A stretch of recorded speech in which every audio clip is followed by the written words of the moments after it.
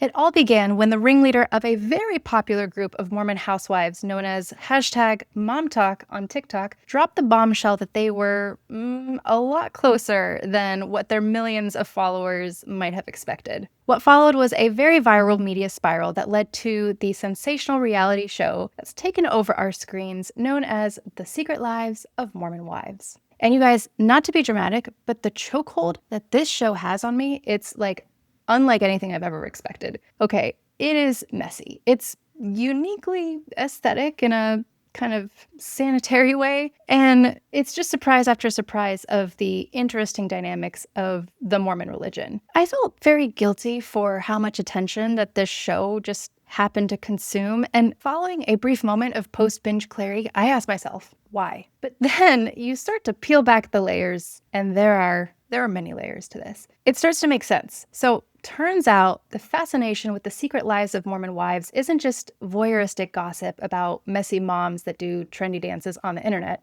Oh no.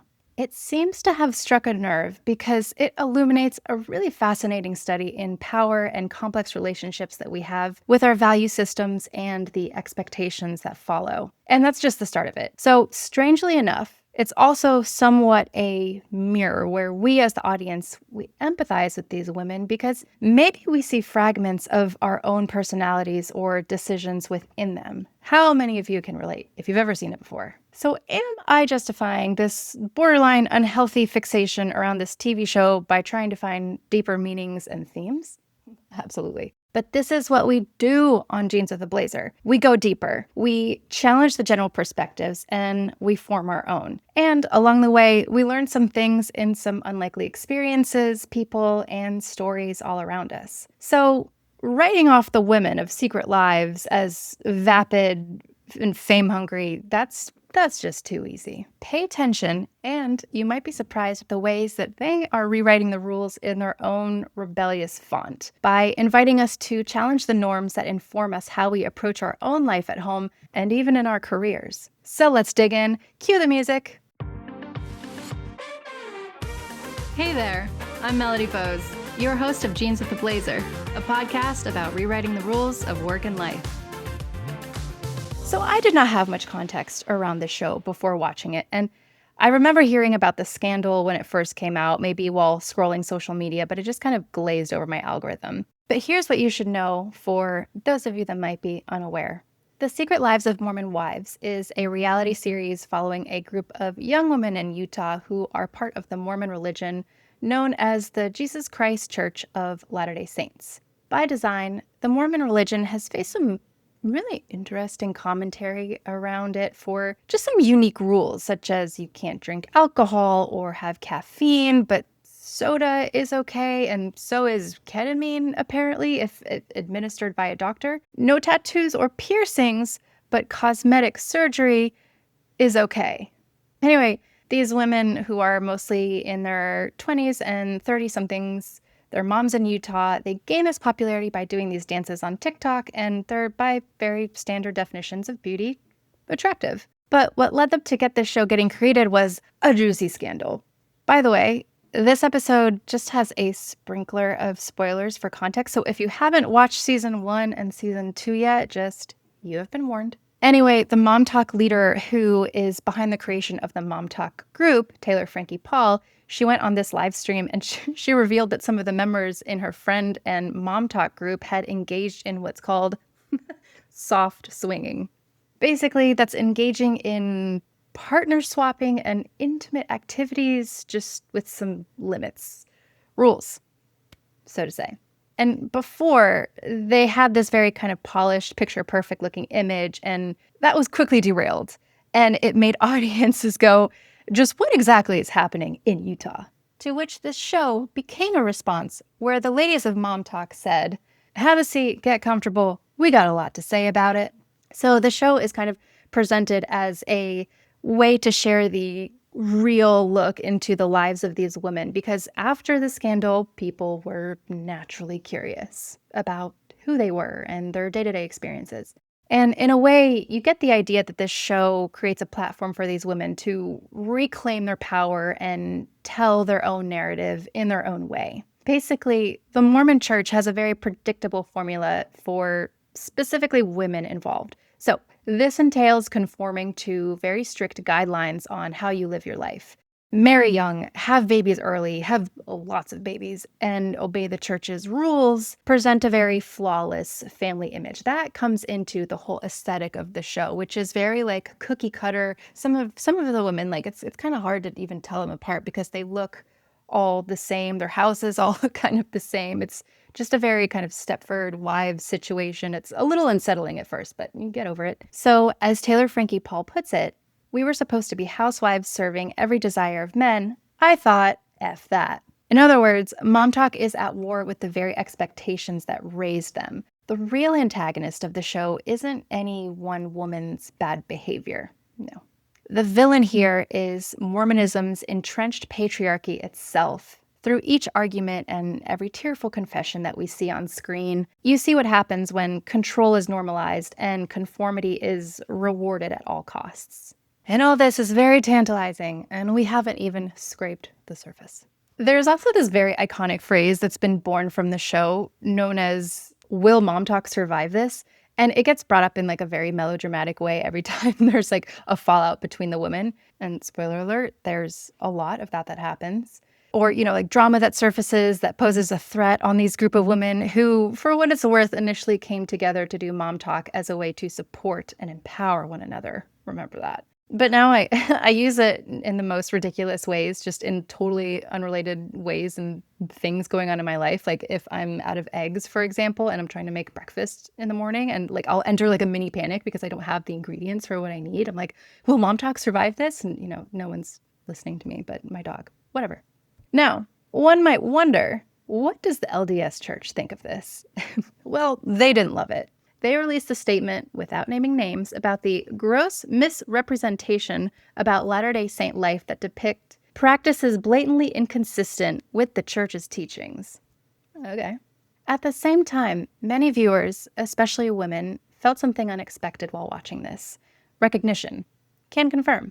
As one viewer noted, the dilemmas of these Mormon wives, quote, may say more about the rest of America than just about the church itself. In the cast struggles to be perfect wives under an oppressive system, we recognize pressures that exist far beyond the limits of Utah. Watching them, it's hard to feel judgment, though 100% you kind of can't help it.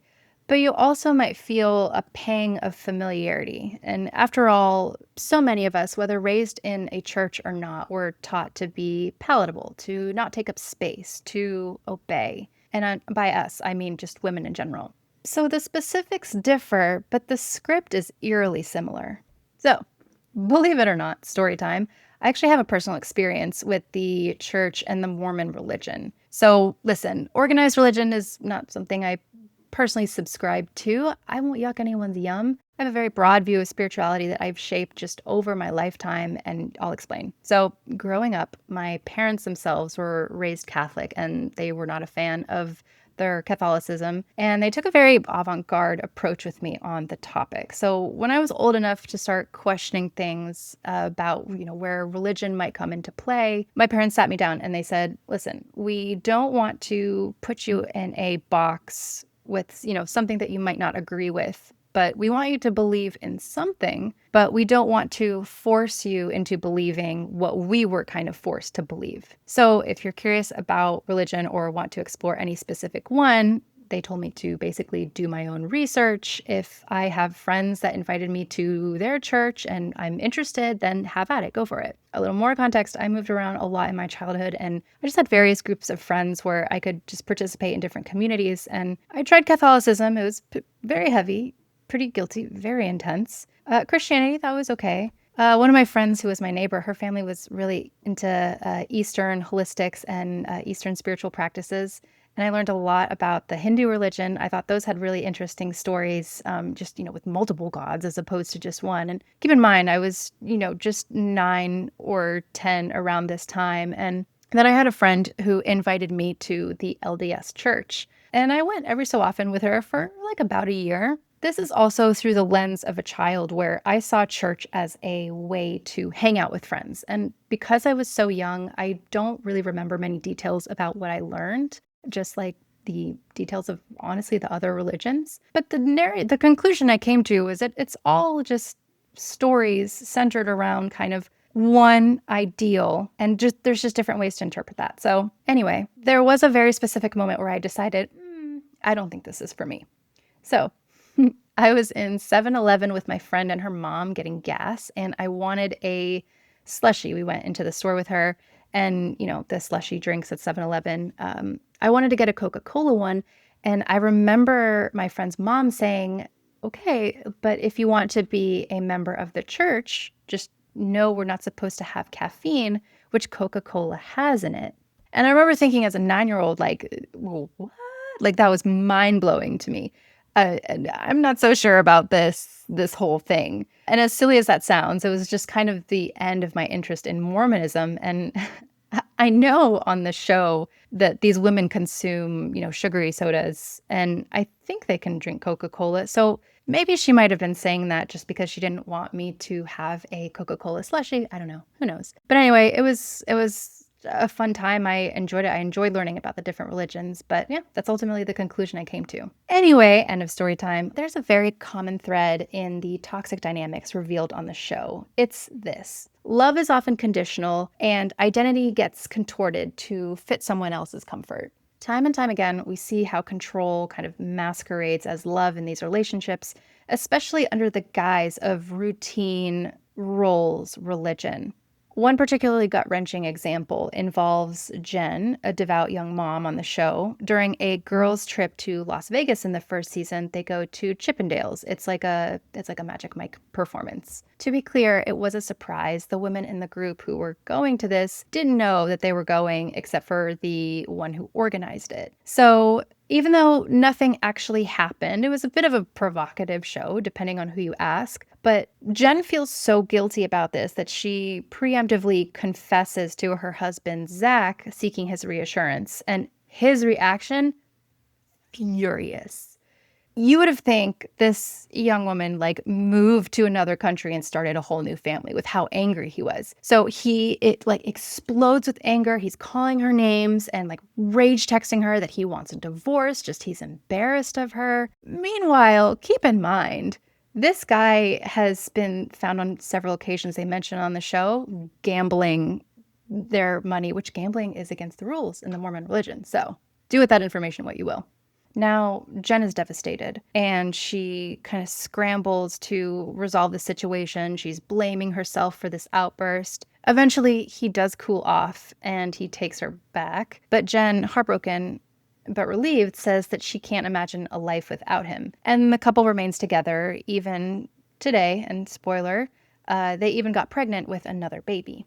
This painful scene just lays bare how normalized it is for her to equate his control with love. Even when her husband threatens to abandon her over a minor incident, again, depending on who you ask, she assumes she's the one at fault and redoubles her efforts to be this obedient wife. We learn that his love comes with conditions, and her role is to contort herself to meet them, no matter what the cost is to her self-worth.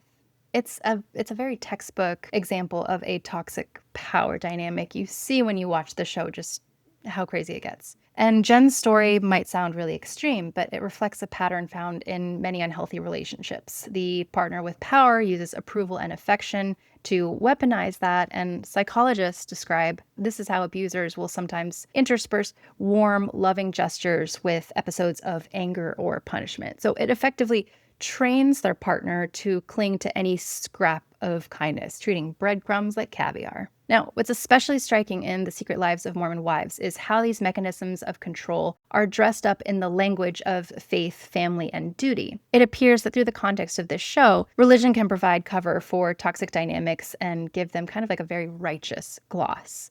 It's also a reminder that red flags aren't always that obvious when you're deep into it. You essentially can get used to the cage you're in, and you can even decorate it to make it look nice. Now, when we start comparing notes on these experiences, we can collectively start waking up to the fact that what someone might think is normal is in fact harmful. This brings me to my next point: what Secret Lives of Mormon Wives teaches us about ourselves.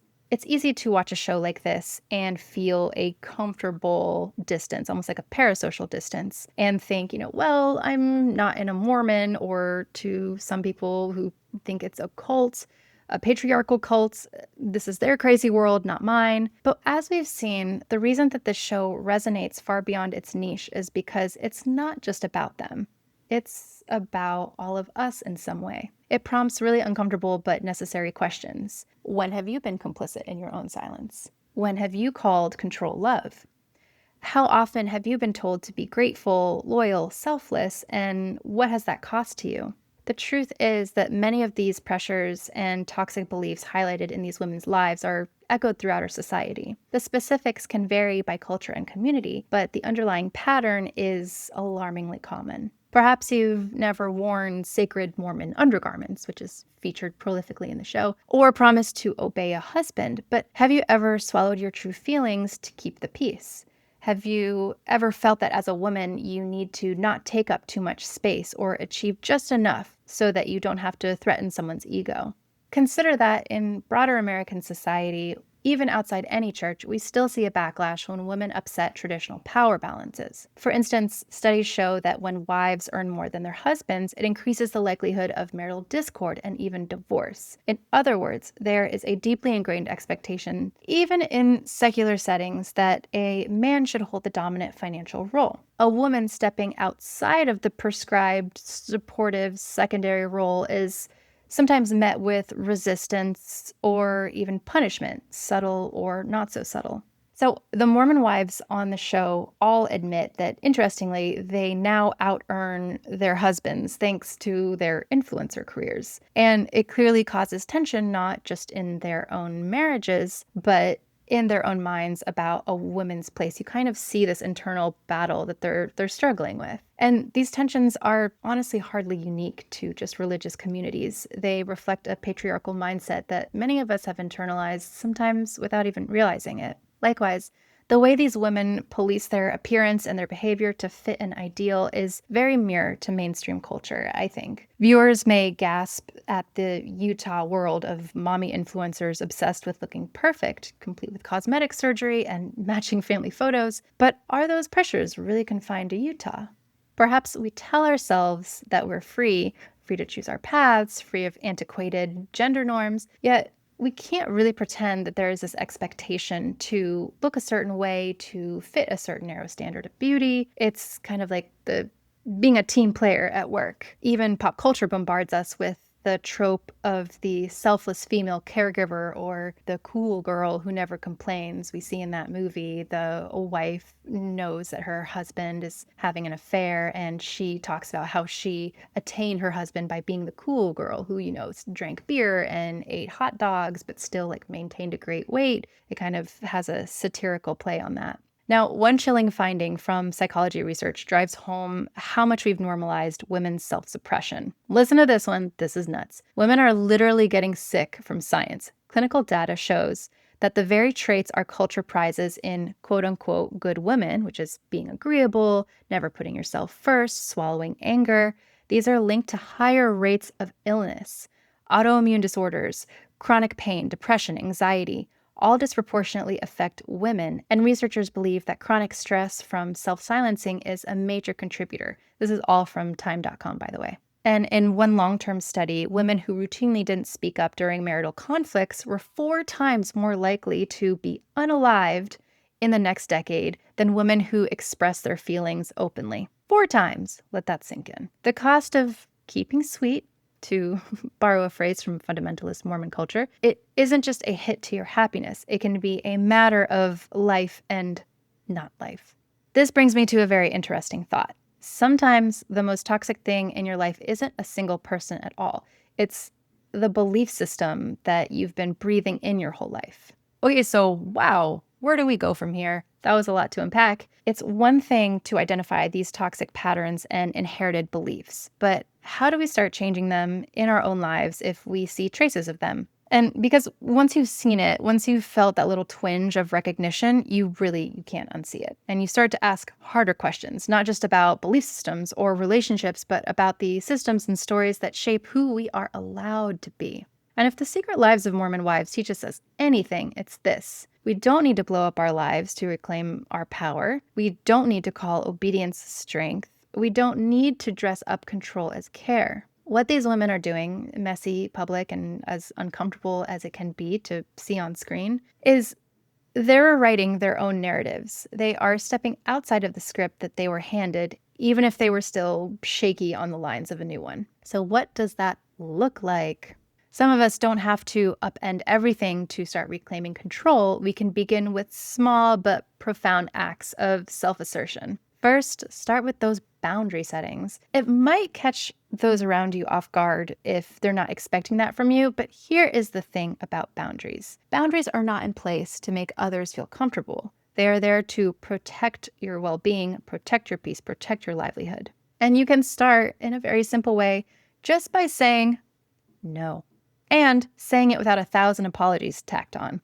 It'll be as simple as turning down a favor that you really just don't have the time or space for, or saying no to a social event that drains you. Pay attention to that little twang of guilt or fear, such as asking yourself, oh, will they be upset at me if I don't show up? And do it anyway. Every time you respect your own boundary, you are reteaching yourself that your own comfort matters. In fact, contrary to the fear that asserting yourself will drive people away, research suggests that setting healthy boundaries often strengthens our relationships. When psychologists studied people who communicated their needs clearly, they found that those folks tend to have stronger, healthier relationships and even better physical well-being than those who always yes themselves into resentment around you. The healthiest bonds are built on mutual respect, not one-sided martyrdom. Remember, real love will survive truth. If someone's affection for you diminishes because you respectfully drew a line, that love was conditional to begin with.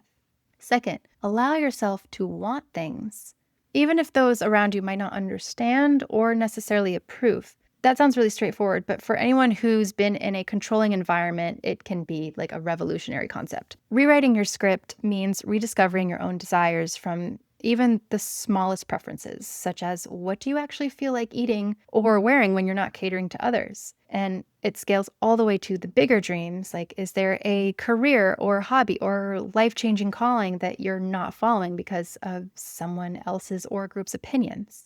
Give yourself permission to explore that. And you may have a fear of being called selfish, but consider this. Our society often labels women selfish just for the mere act of self-preservation. In reality, taking care of your needs and honoring your ambitions isn't selfish. It's how you come alive. When you come alive, you inspire others around you to do the same. And I know I've been talking a lot about women in this conversation, but this also applies to men too, because men can feel just as oppressed. They can also be in controlling situations, and sometimes, I think often more times, they don't speak up because, they might feel emasculated or they're in such trappings of control where they don't feel the strength, or it's not the man thing to do to speak up. So this applies to both genders. It's not exclusive to one. Now, third, practice speaking up about what matters to you, especially when it's the hardest. Maybe it means finally having that uncomfortable conversation that you've been avoiding, telling your partner that something's been hurting you, or finally admitting to your family that you don't actually share a belief or a tradition that they impose. It might mean, as Dr. Julie Hank says, embracing the beauty of being disappointing. We've been conditioned to think that a good person must never disappoint anyone, but that's a recipe for self-disappointment. But the act of occasionally disappointing others by being true to yourself is not only liberating, it can literally improve your health, as we've talked about before. So speak up. Of course, easier said than done. The first time will be terrifying. The 10th time will be easier. Over time, you'll find that your voice grows stronger and the sky doesn't fall when you actually use it. In fact, you'll attract people who value the real you, and those who only love the compliant you will fall away. It's kind of like a personal filter for your own relationships. In practical terms, rewriting the script can, and in some cases should, start small. Set one new boundary this week. Maybe you enforce a firm end to your workday to reclaim time for yourself, or tell a friend that you actually need support instead of just pretending and saying, I'm fine. Another way is to name one desire out loud. Admit that you want a promotion, or you'd love to travel solo, or you need an hour to yourself on Sundays. Whatever it is, say it and claim it. And if you catch yourself smiling when you're crumbling inside, gently remind yourself that you're allowed to let the mask down and let others know that you're not okay. These might seem like really little steps, but they are the equivalent of those women on the show taking off the masks that they wore for years, and they're doing it in front of millions of viewers publicly. Each step out of your comfort zone of compliance is a step into a more authentic life, and I hope that serves you. That's a wrap on this episode of Jeans with a Blazer. If today's conversation gave you something to think about, a mindset shift, or just the push you needed, do me a favor. Subscribe to the podcast so you never miss an episode. Leave a review wherever you enjoy your podcasts. It helps more people find it, and it keeps these conversations going. And I love hearing from you. Follow @Jeans with a Blazer and tag me with your biggest takeaways, your latest wins, or just tell me what topics you want to hear about next. See you next time.